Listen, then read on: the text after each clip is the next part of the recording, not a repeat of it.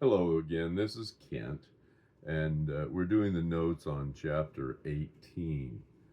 We're dealing with the gods that people make up. We see how God dealt with them in the beginning of Genesis and trying to get the children of Israel on the straight and narrow, and also to help us confront the number of gods that are in our society. But there are several different types. But let's start off in Romans chapter 1, 18 through 23. It says, "For the wrath of God is revealed from heaven against all ungodliness and unrighteousness of men who suppress the truth in unrighteousness, because that which is known about God is evident within them. For God made it evident to them. For since the creation of the world, his invisible attributes, his eternal power and divine nature, have been clearly seen, being understood through what has been made, so that they are without excuse.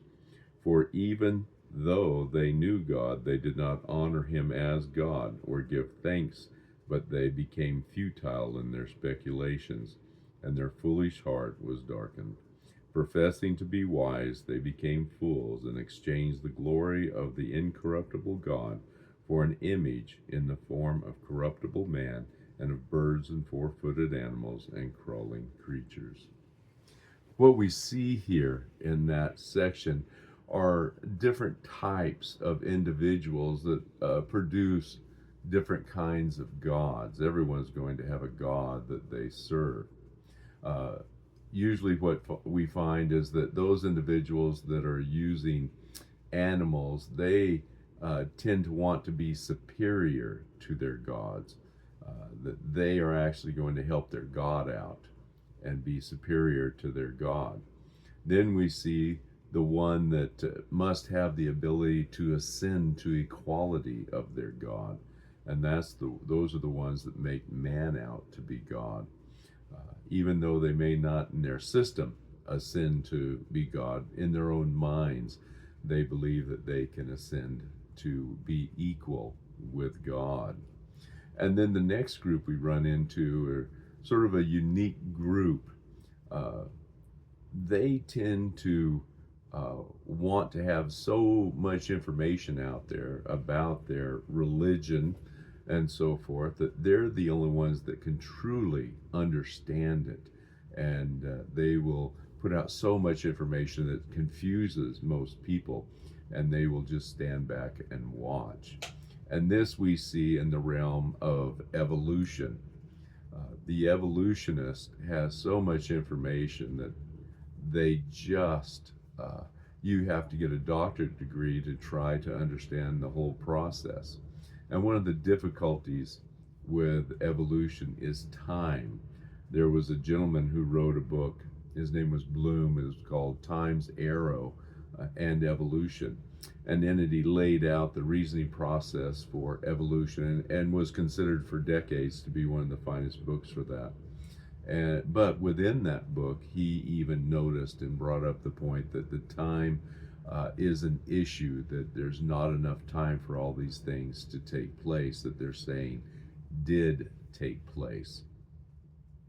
Uh, they will bring up the fact that a mutation must happen for the evolutionary process to start. The problem with mutation is that the possibilities of that happening to be a useful part of a animal is very, very rare. In fact, there's a whole lot of zeros out behind the one in the possibility of that happening. Uh, you have a mutation of an eye. Well, you have an eye, but then you have to have another mutation for the structure in the skeletal system to hold the eye, and then a mutation for the eye to attach to the brain, and an eyelid. And you get the idea or the picture that there must be a multitude of mutations that take place for there to even be an eye, a third eye to develop, because it's too difficult to put something new into what has already been built. We had a friend that was extending their house. that extension brought about many difficulties for them. How it was going to attach to the existing roof, how they were going to get the water into it, how they were going to get the foundations attached, how they were going to get the heating and cooling into it. It is much easier to build something new than to start adding on to it later. And the same thing is true with mutations. And in order for them to explain all their difficulties, they come up with so much information that they're the only ones that understand about their God, and you just have to trust them. And so that is another one of the kinds of gods that are developed. We have the one, the individual wants to be superior to their God. We have the individual that wants to ascend to a quality of their God. And we have the individual that can be the only person that truly understands God. And so those are difficulties that we have to confront as believers in the gods that are out there today. If we look at Psalms 14, 1 through 3, it says, "The fool has said in his heart, there is no God. They are corrupt. They have committed abominable deeds. There is no one who does good. The Lord has looked down from heaven upon the sons of men to see if there are any who understand, who seek after God. They have all turned aside together.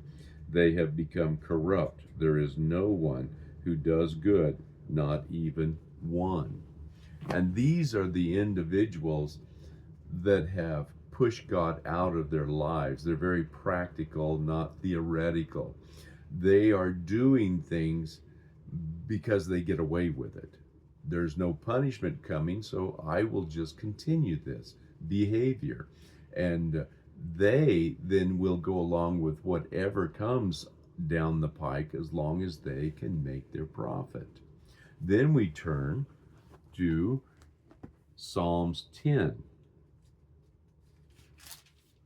1 through 4. "Why do you stand afar off, O Lord? Why do you hide yourself in times of trouble?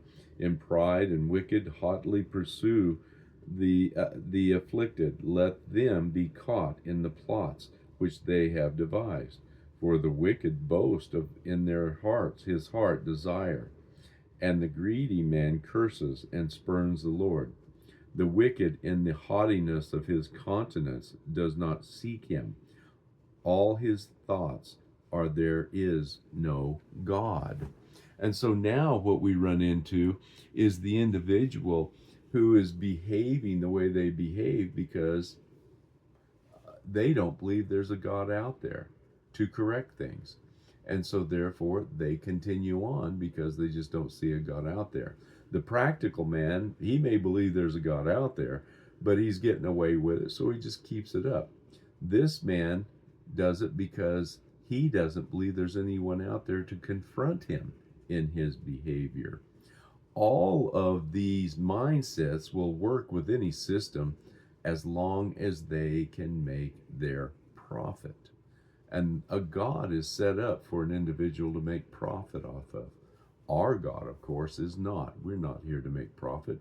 We're here to serve our God and look for our brothers and sisters in Christ. And then we want to look at Psalms 53:1. Psalms 53:1 clearly says, "The fool has said in his heart, there is no God." And so now we're dealing with the individual that calls themselves an atheist. Well, we know an atheist does not exist because God has made himself evident to all of mankind through his creation.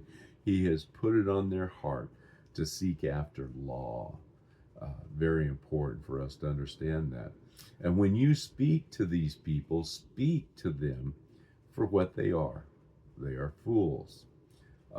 You must be slow, you must be direct, and you must be patient because they are so caught up in themselves. Do not get too deep with them.